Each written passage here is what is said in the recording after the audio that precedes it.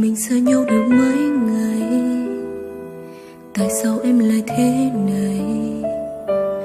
Lệ em xa cứ tuôn chảy. Anh vẫn yêu ai đúng không vậy? Đừng nói với em đã chia tay, sẽ chẳng phải với em đấy.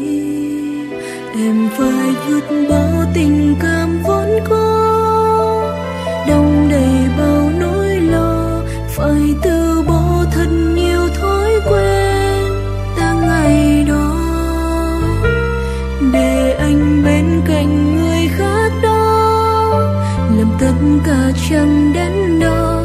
Tại sao khi gặp lại nước mắt anh vẫn rơi?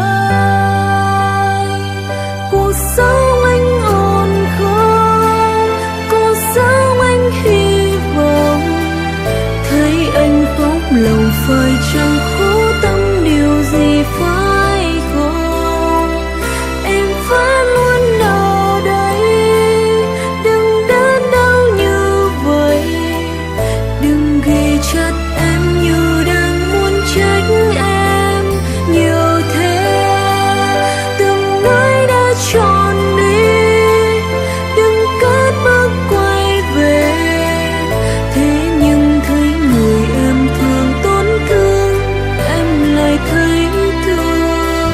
Tự trách cứ bản thân, chẳng giữ anh ân cần, giờ để người ta mặc anh bước đi, em ân hận. Cuộc sống anh ổn không? Cuộc sống anh hy vọng thấy anh không lòng phải chẳng khổ tâm điều gì phải không? Em vẫn luôn ở đây, đừng đớn đau như vậy, đừng ghi chặt em như đang muốn trách em nhiều thế.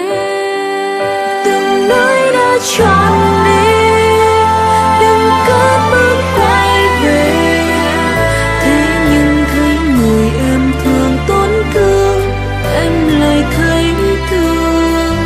Tự trách cứ bản thân, chẳng giữ